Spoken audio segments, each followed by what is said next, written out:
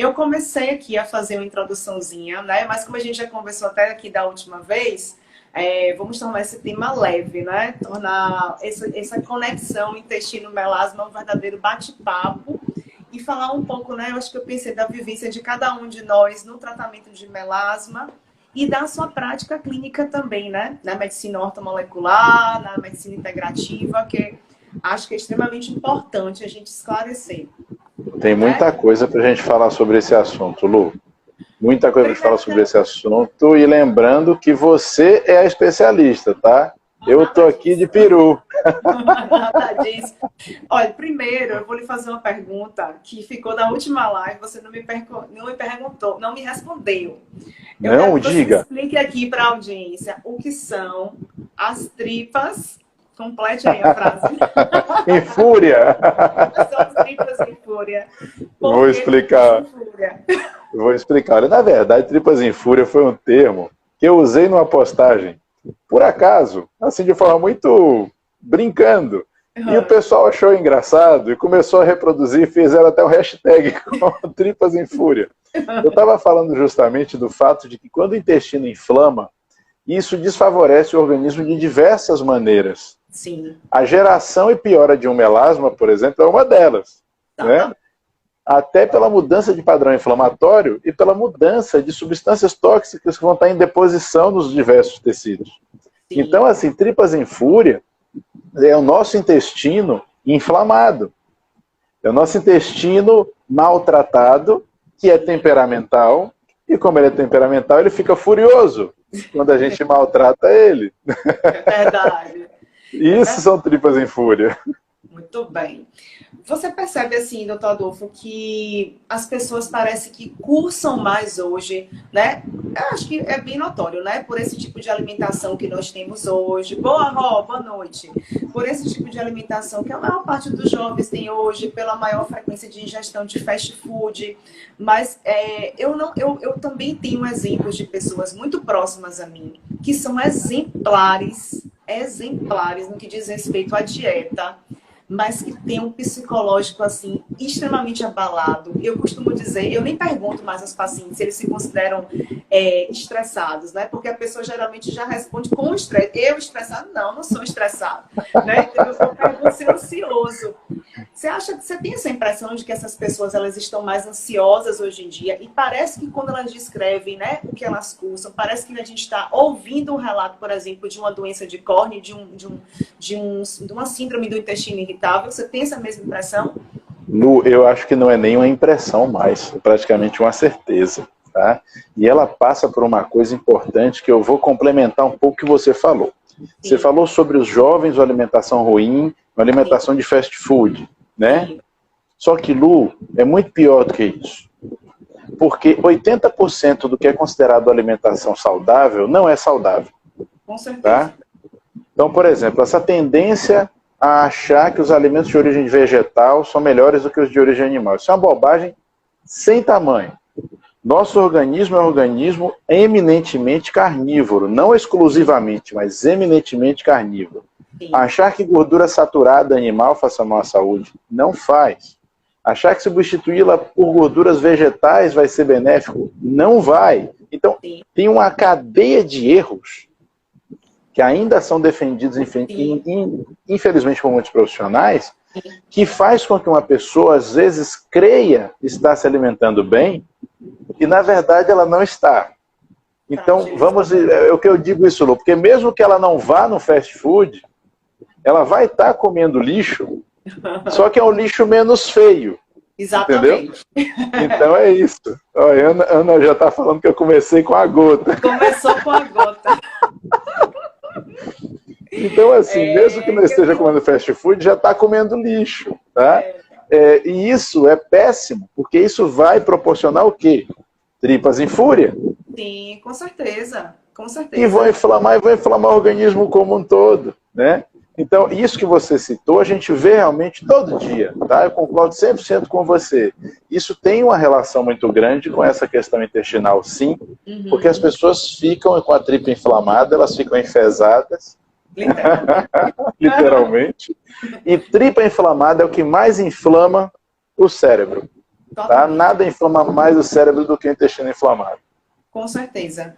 Isso tem tudo a ver, e é muito importante falar sobre isso. E eu vi assim, eu reforço já há muito tempo aqui a importância desse cuidado com a microbiota gastrointestinal, do papel que ela tem, né? E eu digo que é uma bola de neve, né? Do papel que ela tem na interferência psicológica e do padrão de pensamento que isso pode causar ao nosso organismo, né? E até chegar ao ponto de uma lesão micro, né? Uma lesão microcelular. Então, teve uma época aqui que eu falei muito sobre padrões de pensamento que são deletérios de verdade, né? Padrões de pensamento que são capazes de levar a uma grande inflamação do organismo, um envelhecimento inflamatório, e isso leva até a diminuição da nossa própria longevidade, né? A diminuição dos nossos próprios telômeros.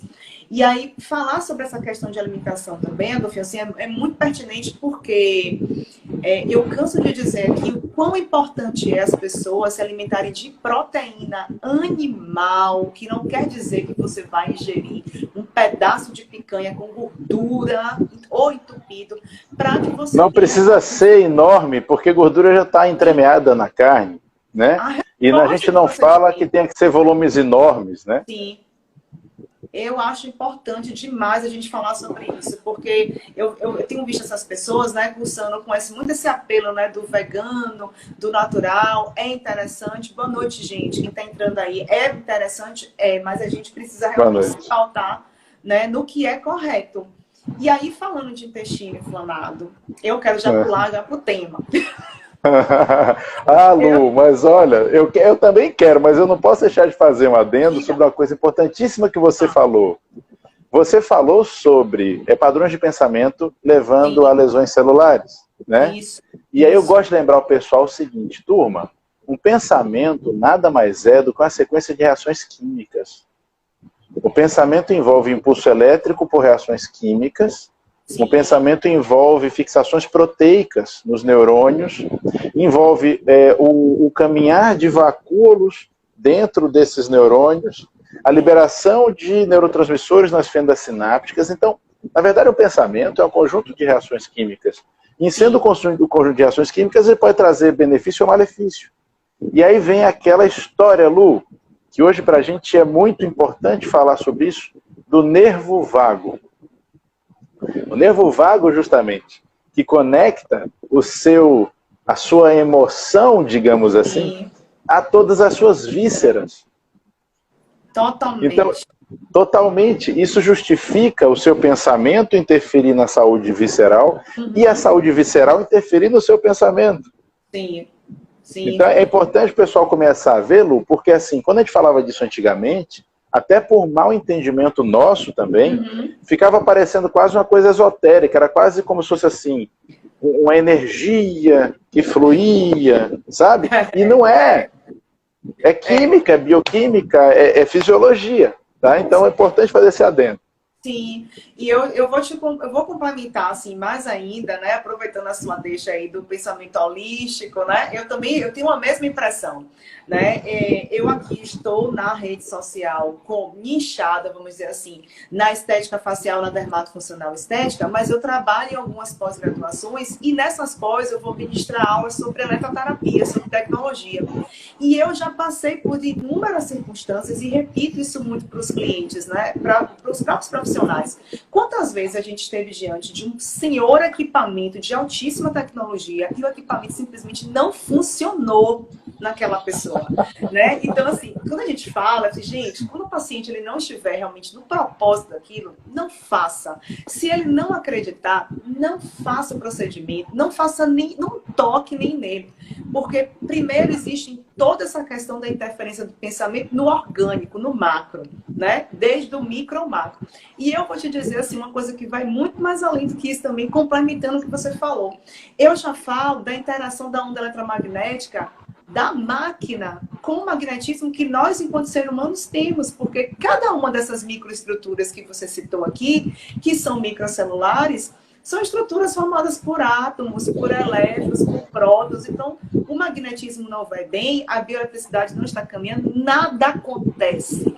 Né? É tudo muito sutil, né, Lu? nada vai acontecer. E aí o povo Mas então, Luciana, mas então eu vou fazer um complemento puxando a brasa para minha sardinha, tá bom? Porque tudo que você falou eu concordo e eu vou além também, Lu. Eu acho muito importante o pessoal que trabalha com estética entender que a avaliação do paciente vai muito além da avaliação organoléptica básica, uma avaliação puramente visual ou tátil. Sim. Então, é importante que o profissional que se dedica à área de estética entenda que, antes de tudo, estética é funcionalidade, equilíbrio e proporção.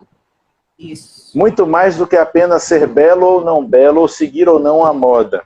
Uhum. E lembrar que estamos tratando de organismos humanos vivos. Então, nessa avaliação, cabe uma coisa, Lu, chamada exames complementares. Sempre. Por isso que eu sou tão chato, por isso que eu insisto com o curso de análise de exames complementares na estética. Por isso que... Não é? Porque tem coisas, Lu, que às vezes se você avaliar antes, você já vai saber que o aparelho não vai funcionar. Com certeza. Sabe? Então, por exemplo, eu costumo falar com meus alunos assim, olha, o pessoal gosta muito de PRP, né? Plasma rico em plaquetas. Sim. Tá bom. Será que um PRP de um paciente anêmico com plaqueta de 120 mil vai prestar? Que? Você entende? Será que um PRP de um paciente desnutrido com IGF-1 menor do que 100 vai prestar? Então, essas coisas precisam ser avaliadas antes, porque nada disso é mágico, nada disso é místico. Tudo isso tem uma base fisiológica para funcionar. E se você não der atenção a isso, ó, não vai para lugar nenhum. Não vai funcionar, não vai funcionar. Talvez faça um efeito, né? As pessoas, elas são muito reféns do efeito. O cliente, ele vem muito em busca do efeito rejuvenescedor, efeito clareador. E assim, nos meus cursos eu falo muito, eu não trabalho com efeitos. E por não trabalhar com efeitos, eu não faço protocolo. Então as pessoas me perguntam, tem protocolo para... Você tem um protocolo para tratamento de melasma? Eu canso de receber essas perguntas. Eu não tenho tratamento para melasma, eu não tenho protocolos, eu tenho algumas sugestões com as quais você pode lidar melhor, por exemplo, com melasma misto, de uma pessoa que se expôs muito ao sol, que nunca tratou, não fez absolutamente nada. Eu tenho algumas sugestões para te propor para uma pessoa, por exemplo, que é intoxicada gastrointestinal, que tem um distúrbio endócrino, uma mulher que, sei lá, é uma hepatopata. Então, cada uma tem uma característica diferente de mancha, mas fechado, um protocolo fechado, eu não tenho, né? Porque também acredito na leitura de exames, acho que todo profissional de saúde, quem trabalha com estética, tem que fazer, precisa fazer um aprofundamento mesmo em exames complementares. Senão você não sabe avaliar o paciente, você não sabe o dia que você está. Né? Lu, isso é tão importante que isso pode definir até se você decidir se fazer ou não um tratamento. Com certeza. Né? E é uma coisa que eu insisto com os meninos, é o seguinte, cuidado com propostas de pacotes mirabolantes e mil coisas, quando você entra naquele frenesi achando que vai ganhar muito dinheiro, porque vale mais a pena você ter um paciente para sempre, que sempre vem para você e gasto justo, sim, do que você cobrar milhares de um paciente de uma vez só, que nunca mais vai voltar e ainda vai falar mal de você. Nós começamos a falar sobre isso na última live, né? Ainda bem que não foi lá, porque eu acho que eu falei demais. Não, nada disso. Tava ótimo. Pena que a conexão atrapalhou a gente.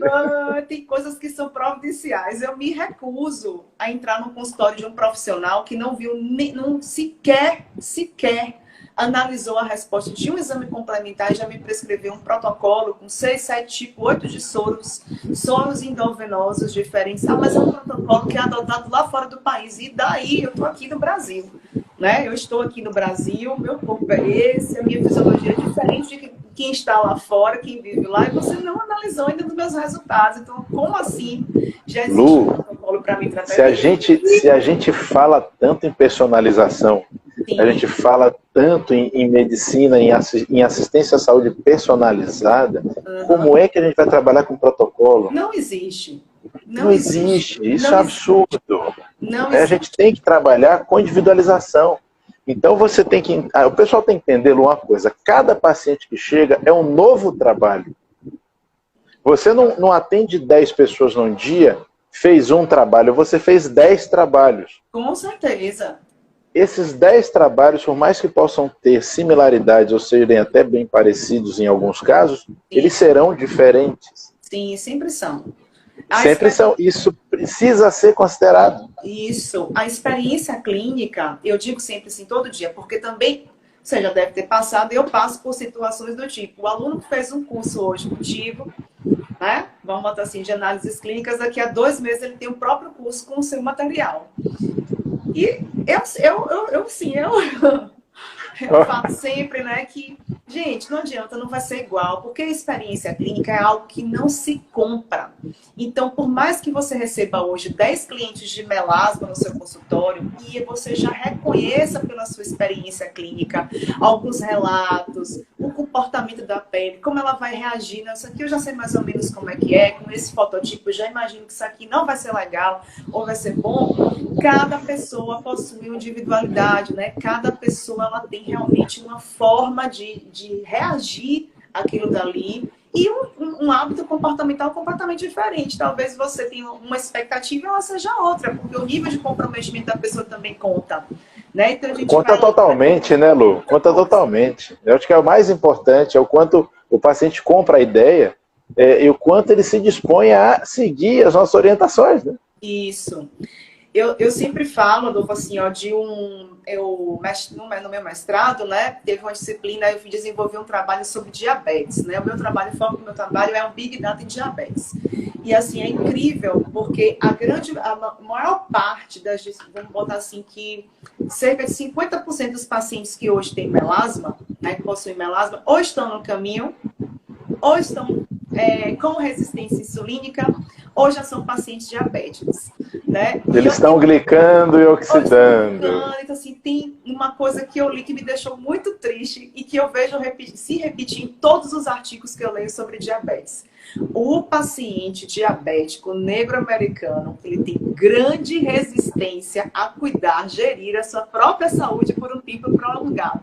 Todos os que eu leio, eu falo da mesma coisa.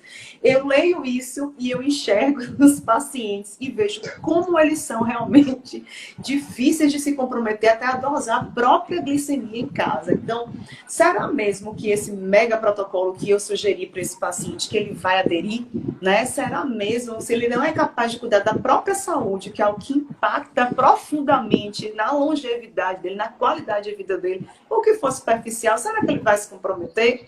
Né? E especialmente excelente pergunta, Lu, excelente pergunta. A gente nunca tem resposta, né? E aí entra a responsabilidade individual, né? Cada um tem que cuidar de si, né? O pessoal precisa entender que faz parte. Como eu faço algumas lives às vezes com o Ícaro Alcântara de Brasília, sim, né? Um amigo ortomolecular também, e a gente lançou um termo que é medicina do protagonismo.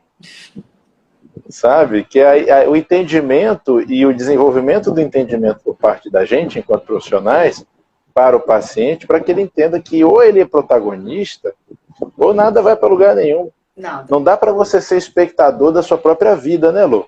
Sim, com certeza. Eu digo que é um trabalho de disciplina, né? Você tem que com ser, certeza. Para tratar qualquer coisa nessa vida, tem que ter disciplina. E aí, olha só, eu vou elencar aqui algumas coisas, vai me ajudando aqui, para a gente começar a falar sobre o melasma, que o povo está ansioso, já que eu estou recebendo mensagem no computador aqui no WhatsApp. Ah, normal. O pessoal está querendo que você diga aí como é a fórmula para tirar o melasma, qual é a simpatia que faz. Eu vou citar alguns santos, agora a dose é particular. Pegue um mamão macho, 5 ovos, na noite de lua cheia. Pelo amor de Deus, não sugira nenhuma receita caseira. Já não me bastam as blogueiras. Não, Lu, você sabe o que eu queria que você fizesse? Eu vou te fazer um pedido. Eu queria que você conceituasse melasma para o pessoal, de uma forma prática, porque o pessoal às vezes confunde, acha que qualquer mancha no rosto é melasma, ou que melasma é tudo igual. O que você diria sobre isso? Isso. Veja, eu passei uma semana falando de diagnóstico diferencial de mancha, mas melasma é algo que eu sempre faço questão de colocar. Melasma ela é uma mancha dérmica ou dermoepidérmica, nunca só epidérmica. Mancha epidérmica não é melasma. Ela não mancha epidérmica você raspa, né, Lu? Mancha epidérmica a gente melasma não. tira, raspa, lixa. a gente faz o que tiver ao nosso alcance para retirar. O melasma, ele é dermoepidérmico ou dérmico. Ele não tem a cor, né, de café com leite. Ele não possui só essa única cor. Então, eu costumo dizer que as manchas dérmicas, elas são um tom mais claro que o seu fototipo pode manchar. Então, todo mundo já cursou alguma vez na vida, né, com uma hipercromia pós-inflamatória, uma mancha depois de um processo de inflamação. E todo mundo sabe que essa mancha, quando ela vem, você fala das tripas em fúria, eu chamo meu melanócito de meticuloso. Rancoroso. Muito bom. Rancoroso. Então, os nossos melanócitos, eles são rancorosos, eles guardam rancor e mágoa, né? Eles se lembram da última mancha, da última lesão. Então, qualquer micro vermelhinho, ele joga mancha. O melasma, ele tem que ser sempre dermoepidérmico, com a cor mais clara que sua pele pode manchar, não é a cor mais escura, a cor mais clara para o seu fototipo, e ele é bilateral e simétrico. Então, não existe esse negócio de você ter uma mancha desse tamanho de um M-face, uma outra do tamanho de uma asa de borboleta, isso não é melasma. Então, a melanose qualquer outro distúrbio, qualquer outra coisa, ele tem que ser bilateral e simétrico. Elas não podem existir de um único lado. Agora, a causa é multifatorial, né? Se a gente fosse hoje olhar para as antigas referências bibliográficas, nós encontraríamos as mesmas citações das quais os nossos clientes ainda são reféns. Então, melasma é de quê? Do sol, melasma é de distúrbio hormonal. Hormonal. Ou anticoncepcional via oral, ou você adquiriu algum distúrbio hormonal. Melasma seria por predominância estrogênica, né? Que cai no hormonal também. Então, eu posso ter um pico estrogênico na gestação, no período pré-menopausa, na própria menopausa. São essas as causas, né, explicáveis por algumas bibliografias do melasma. Agora, eu já enxergo o melasma hoje, graças a Deus, já existem estudos falando sobre o melasma hepático, o melasma pancreático e o nosso melasma gastrointestinal, que é o meu grande... que acaba... acho que sobrando para todo mundo, né? Acometer o trato gastrointestinal sobra para todo mundo. Sobra para os rins, para o fígado, para o intestino. Tripas em fúria. Sobra literalmente para todo mundo. E já se fala também do dermocosmético xenobiótico, né? Então fala-se muito já, né, dessa disrupção hormonal que os xenobióticos causam, da intoxicação por metal pesado, que eu também acho em algumas partes, às vezes até exagerada, né? Mas fala-se bastante disso. E aí eu quero assim, a partir desse conceito até mesmo sobre o que a gente entende como as causas do melasma, ouvir de você o que é que você enxerga hoje que a ortomolecular pode contribuir para o tratamento do melasma sobre esse viés, né? Se aparece para você hoje uma cliente com a queixa de melasma e você percebe que ela tem esse distúrbio, como que a ortomolecular ela contribui para isso? Nossa contribuição, Lu, ela, como em muitas coisas, ela entra como complementar. Sim. E como genérica, mas não no sentido negativo. Uhum. Qual é a ideia? Minha paciente com melasma, na minha mão, é uma paciente que estava inflamando ou está inflamando, é uma paciente que está oxidando e está glicando. Uhum. Então é uma paciente que precisa de assistência e atenção para a regulação de todas essas funções. Sim.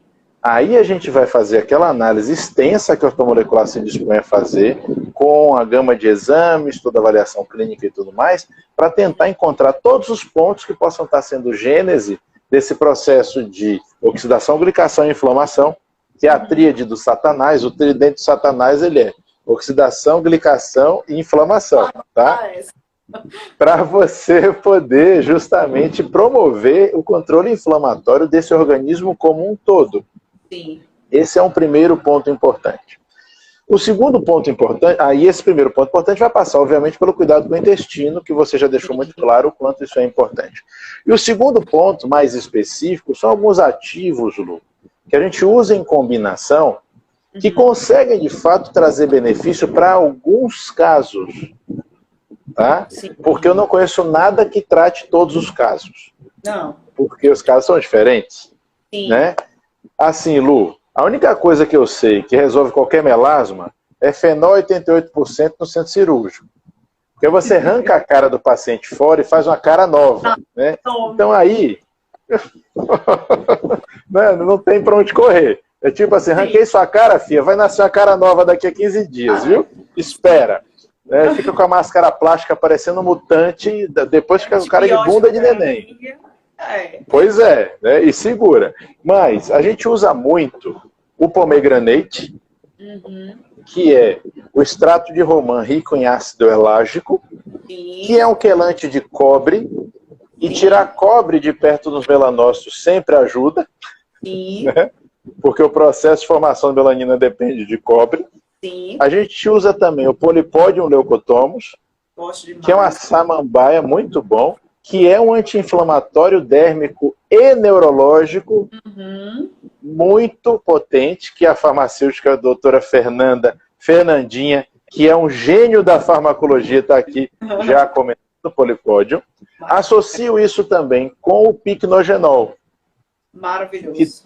Que tem esse potencial, entre aspas, clareador, mas antioxidante lipofílico importantíssimo. E às vezes, Lu, a gente associa também com o meio que novo, já não é mais tão novo, mas ele está há menos tempo do que os outros no mercado, que é o Oliolar. O hidroxitirosol. Exatamente. Então, essa associação, ela costuma trazer benefícios interessantes e para algumas pacientes funcionar mais do que para outras. Né? Os critérios para você poder definir se vai funcionar bem para uma paciente ou não, a gente não tem. Então acabamos ficando, Adolfo, você vai testar para ver? Eu vou testar para ver. Porque no mínimo vai causar benefício para a pele da paciente e para o organismo dela de qualquer jeito. Como um todo, né? Aí você associa isso à mudança alimentar, ao cuidado com o intestino, todo cuidado com o tridente do Satanás que eu já falei, que é glicação, oxidação e inflamação, a gente vai ter benefício de qualquer jeito, né? Isso mesmo. Isso mesmo, muito importante assim você falar sobre dessa inflamação como um todo, né? E eu também vou puxar uma deixazinha aí, uma brasa para minha sardinha, que é algo que eu repito com muita frequência aqui. Eu ouço muito do cliente, do profissional, a frase, né? Aquela frasezinha: eu não sei o que aconteceu, do nada no show. Eu não sei o que aconteceu, do nada eu comecei a cursar com uma hiperpigmentação, uma coloração escura. Gente, como assim do nada? Não existe do nada. Deus não está lá em cima. Acordei, jogando uma praga, jogando um raio em você, não. Existe um processo inflamatório geral.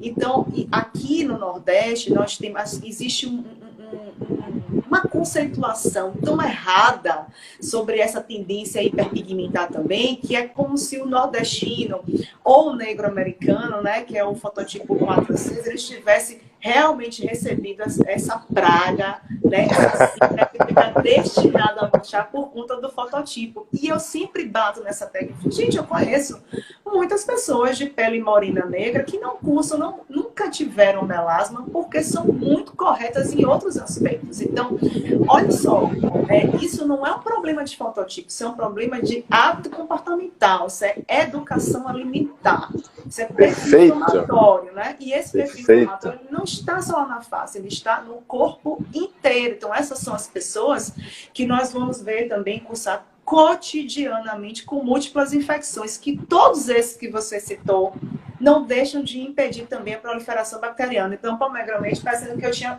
combinado com você. Eu anotei aqui para falar, eu anotei aqui alguns lactobacilos, anotei o Oliolar aqui, eu vou tirar uma foto. Faltou lactobacillus johnsoni. Eu uso lactobacillus johnsoni, é muito bom. Uso muito. Teve uma época que eu era totalmente Yakult, né? Casei xerox. Eu só sabia esses dois. E aí eu comecei realmente a me aprofundar neles. E aí eu uso já o Johnsoni há um tempo, uso o Rhamnosus, uso o Gacere já há muito tempo para tratamento de melasma. Para controle inflamatório, o Gacere é importante demais. Assim como o Bifidobacterium bifidum também. Adoro. Assim como Lactobacillus plantarum também. E é bom, Lu, a gente falar disso para o pessoal que está assistindo a gente, que seja colega, entender uma coisa. Pessoal, prescrição de probiótico não é, vai ali na lojinha e compra um probiótico. Não, não. Prescrição de probiótico tem finalidade específica.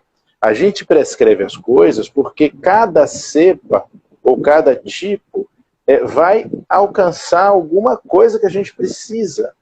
Isso. Da mesma maneira que, faz um pool de probióticos aí, pelo amor de Deus, para com isso. Não, senta a bunda na cadeira, dá uma estudada, porque o que os probióticos fazem, cada um deles, e começa a experimentar, usá-los de forma específica, e aí em dose um pouco maior, para você começar a ver a magia funcionar. É a coisa mais linda do mundo. Quando você começa a usar dessa forma, né?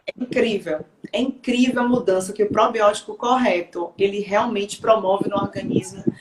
Eu digo que em tudo. É na qualidade, é no seu bem-estar, na sua qualidade de vida. Eu cansei de indicar simbióticos, né? O pré e o probiótico ali associado, para dificuldade de concentração, pessoas que eram muito ansiosas e absolutamente essa pessoa não usou mais nada, nenhum outro tipo de medicação, só controle com o probiótico adequado. Então, já que a gente está falando do melasma e o nosso propósito é combater o tridente, né?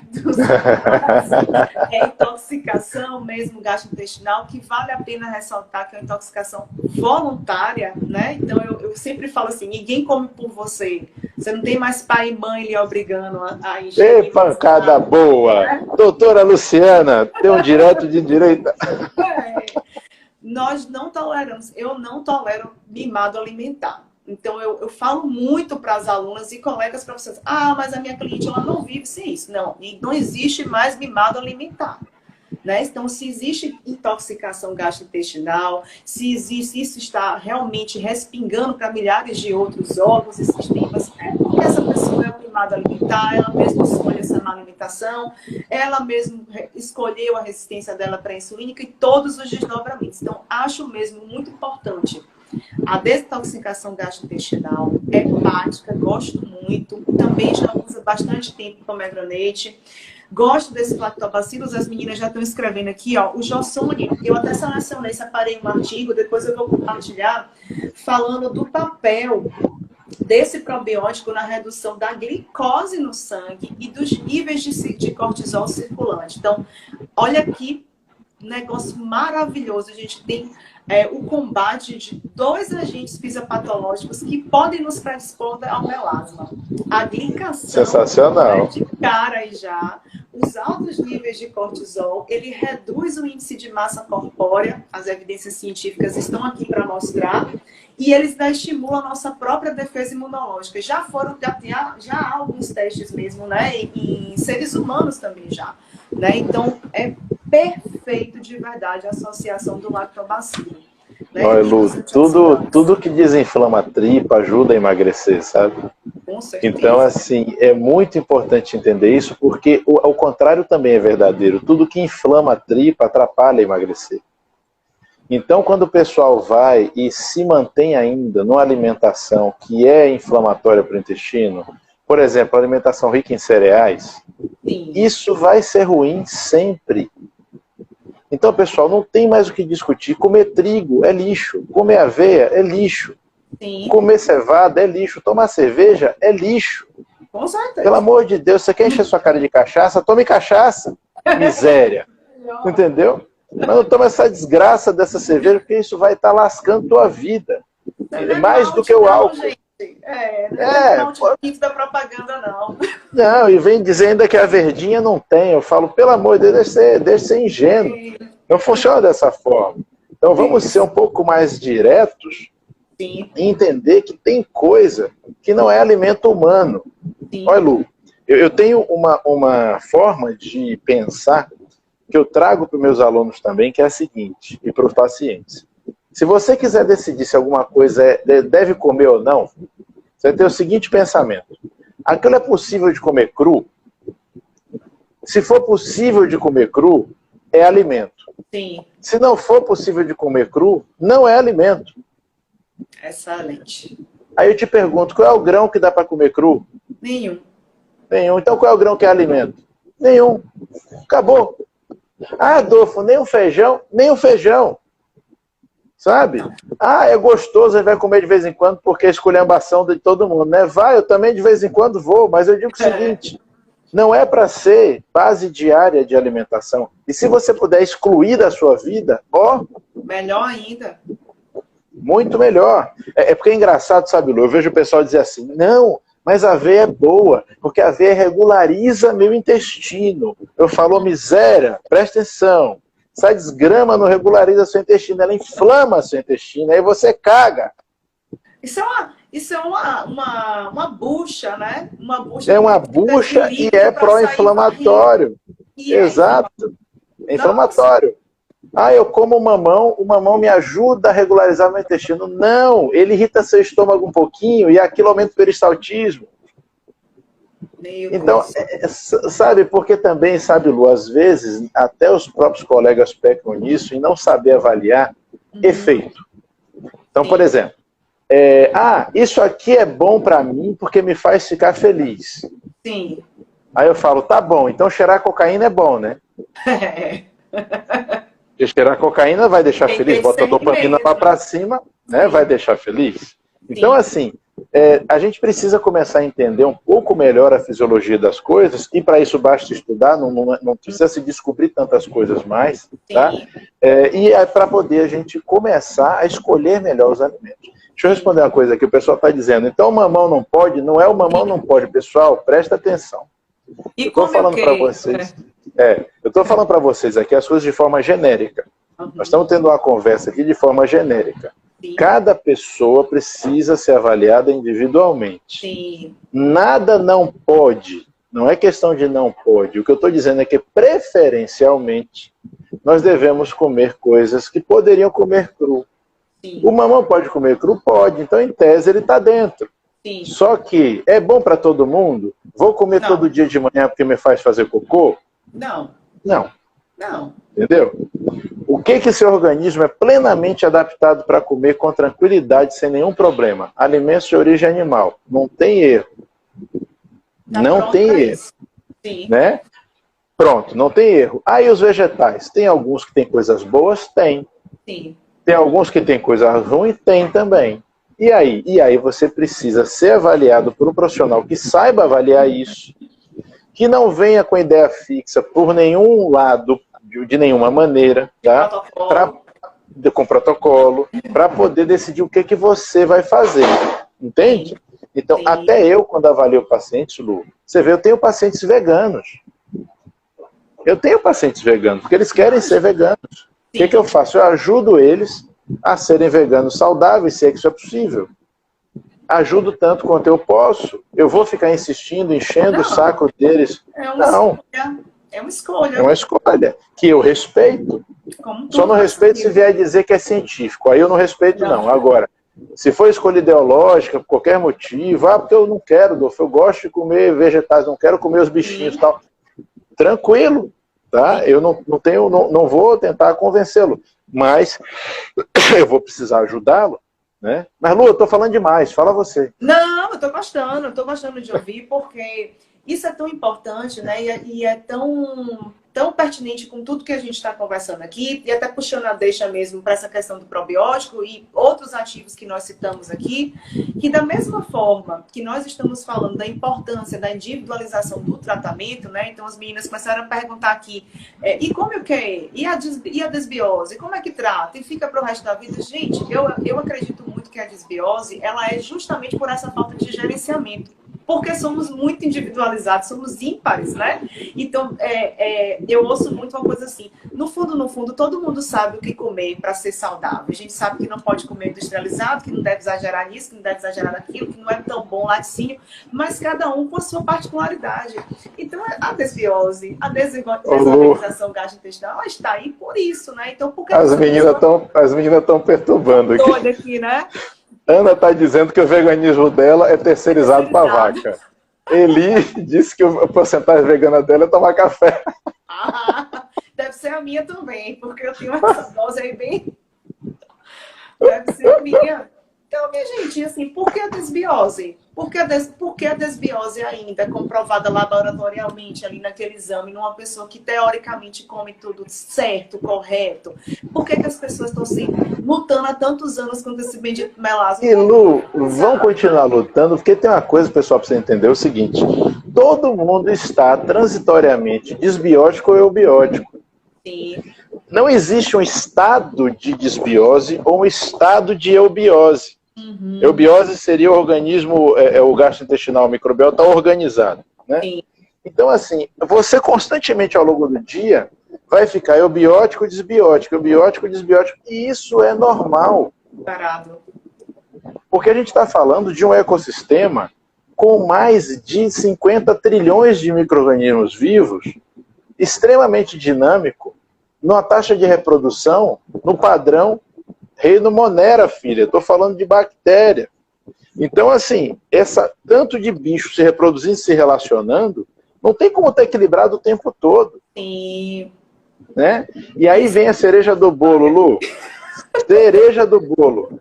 Não tem probiótico que vai tirar você da desbiose se você não mudar seus hábitos. Exatamente. Não adianta. Exatamente. Né? E na mudança de hábitos, na hora de você usar pré-bióticos, existem compostos vegetais que são bons pré-bióticos? Uhum. Existem. E você pode usar isso no processo terapêutico? Pode. Uhum. Para ninguém ficar falando que eu estou falando que vegetal é só coisa ruim, que não é isso que eu estou dizendo. Eu estou dizendo que as coisas precisam ser escolhidas com mais inteligência, Sim. sair dos tabus antigos, tá? Que dizem muito aquela coisa, né? Como o pessoal fala, né? Ah, porque eu vou fazer uma alimentação natural. Aí ele começa a comer mais vegetais. Aí eu falo, certo, as vacas são plásticas, né? Sim. Os porcos são feitos de metal.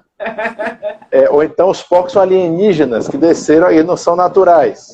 Gente, pelo amor de Deus. Qual é a alimentação natural de um gato, Lu? Não existe. É carne. Carne. Gato é um carnívoro exclusivo. Sim. Tá? Qual é a alimentação natural de um ser humano? É predominantemente carne. Carnívora. Pode não ser exclusivo, mas predominantemente carne. Sim. Então, assim, quer comer natural? Tá bom. Você vai, corre atrás de um cachorro, derruba ele, quebra o pescoço, abre a barriga com as unhas e começa a comer as tripas dele quente ainda. Isso é alimentação natural. Quando eu proponho isso, ninguém quer. Por que será? Sim. Né? Estamos muito presos ainda a esses conceitos antigos, muito antigos. E, assim, eu vejo nisso tudo uma grande preguiça mesmo, de estudar.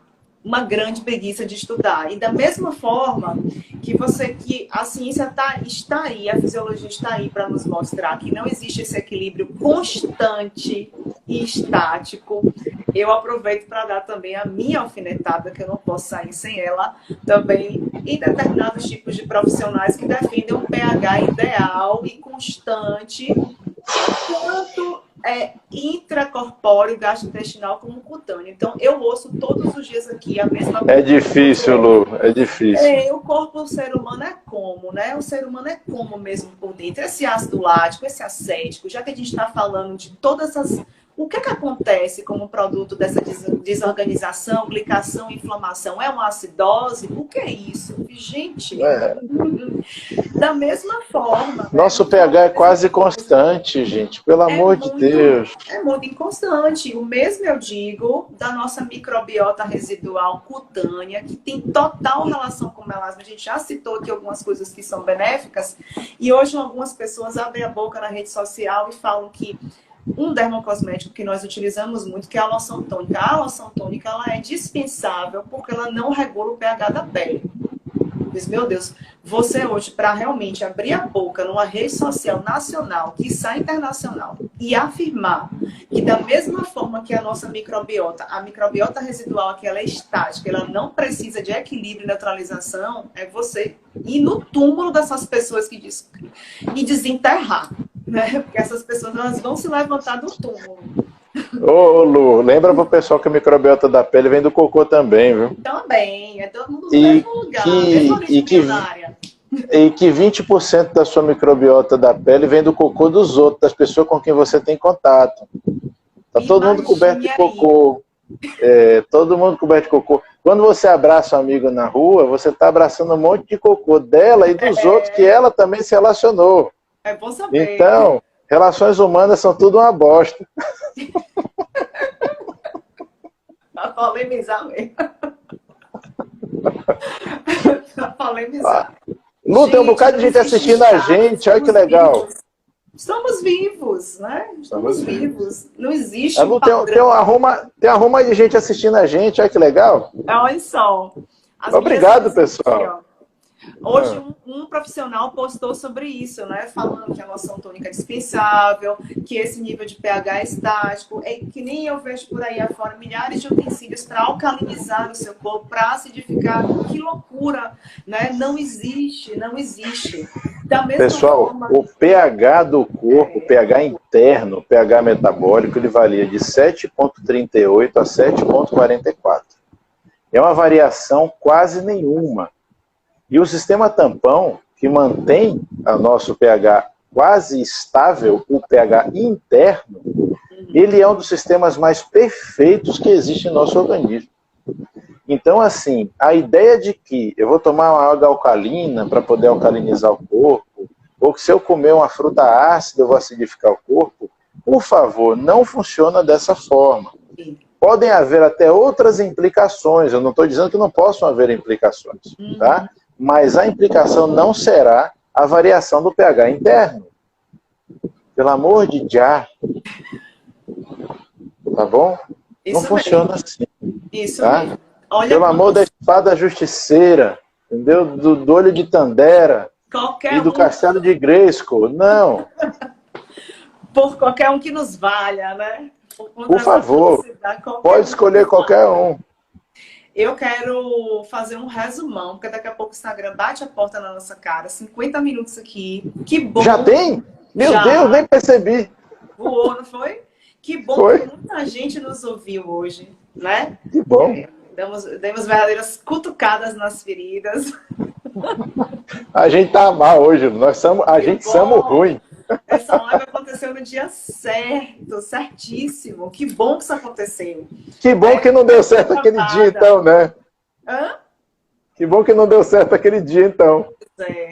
Pois é. Eu acho que eu falei demais. Hoje eu falei da medida correta. Hoje as informações que eu preciso, que nós precisamos, vão ficar gravadas. Falamos aqui sobre a fisiopatologia do melasma, numa visão muito mais global, numa visão fisiológica, integrada, ortomolecular, da importância de combater, né, o tridente do Satanás. O tridente de Satanás. Eu gostei muito. Inflamação, glicação e oxidação. Gostei demais. Né? Vamos acordar para a vida que não existe estase no nosso corpo e, portanto, não existe desbiose, nem equilíbrio constante.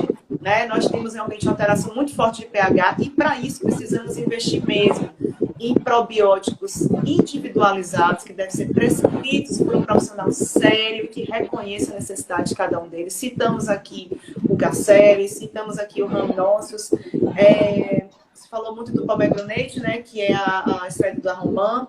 Eu gosto muito da associação deles com licopeno. Adoro muito bom, excelente. Deles com licopeno. Ai, Lu, se a gente for descer a associação, aí vai ter um monte de coisa, porque tem toda a fórmula base antioxidante. Então, filha, meu Deus, tem um monte de coisa para citar. Gente falar. Muita coisa, muita coisa. A gente pode fazer uma live só sobre prescrição, se você quiser. Nossa, eu comecei, já uso há um tempo, né? Quem me conhece sabe, eu uso probióticos há pelo menos... Lu, você é apelação, Lu. Você é professora, você sabe esses trecos tudo. Eu falo pra gente ensinar por menino. Sim, não, precisamos. E vieram agora com a pandemia uma série também de protocolos de antioxidantes, né? Então, se eu for tocar na ferida da curcumina, a gente vai ver várias outras feridas em protocolos. Então, eu acho que vai outra lives para do pessoal que faz shot de cúrcuma de manhã. Isso. Né? É ótimo para lascar o estômago. E para você já começar o dia com gosto ruim na boca. E o pior é quando não é a cúrcuma. O pior é quando é o açafrão. Porque tem muita gente que não sabe ainda comprar. Ô, Lu, vou te contar um negócio. Cúrcuma de verdade custa $4.000 o quilo. É caro. E ela Se for da melhor qualidade de todas, vai ter 4% de curcuminoides, que é o que interessa para a gente. Sim. Tá? Quando eu prescrevo o extrato padrão farmacológico, ele tem 96,8% de curcuminoides. O que a gente tem nos estudos é extrato padrão. Então, mesmo que alguém seja surtado e louco a ponto de comprar uma cúrcuma de $4.000 o quilo, aquilo ainda vai ser muito insuficiente para você usar para qualquer finalidade farmacológica. Então, a ideia é, quer usar cúrcuma? Cúrcuma é legal para algumas coisas? É sim. A cúrcuma é maravilhosa, ela leva cachorro fazer cocô, criança na escola e faz cafezinho? Não! Certo? Mas para as coisas que ela cabe, que ela é útil, sim, vamos saber qual usar. A gente pode ensinar isso outro dia. Acho fantástica. Gosto muito dela no auxílio com a pré-diabetes. Adoro ela tratando patologias inflamatórias, hipercromias. Sensacional. Acho fantástica na prevenção da resistência insulínica. Acho que cabe uma live, talvez milhares. Milhares. Milhares. Dá para fazer uma live inteira só sobre cúrcuma, Lu? Dá sim. Minha gente, essa live vai ficar gravada, tá? Já estou aqui há 55 minutos e ele desliga com 5 minutos faltando. Então vamos nos despedir, então. Vamos nos despedir aqui das pessoas. Muito obrigada por essa live ter acontecido hoje. Que venham as próximas. Obrigada a todos aqui. Deixa a palavra contigo aí para a gente finalizar. Antes de tudo, Lu, muito obrigado pelo convite. Sensacional. Conte comigo para próximas N lives. Sempre podemos estar aqui conversando, porque conversar com você é um prazer e satisfação. Você entende do assunto, então isso é muito bom que a gente troca, aprende um com o outro. E, pessoal, muito obrigado a vocês que tiveram paciência de ficar ouvindo minha besteira aqui durante quase uma hora. Vocês são guerreiros, entendeu? Então, tá todo mundo junto nessa. Precisando de qualquer coisa, quiser falar comigo no direct, fiquem à vontade, tá bom? Não é nenhum problema, muito pelo contrário. E esperando a próxima, Lu. Valeu. Até a próxima, até a próxima. Até. Tenho certeza que a gente se divertiu muito, assim como as pessoas que estiveram aqui hoje. Com certeza. Beijo, boa noite. Obrigada, pessoal. Beijo, boa noite. Tchau, tchau.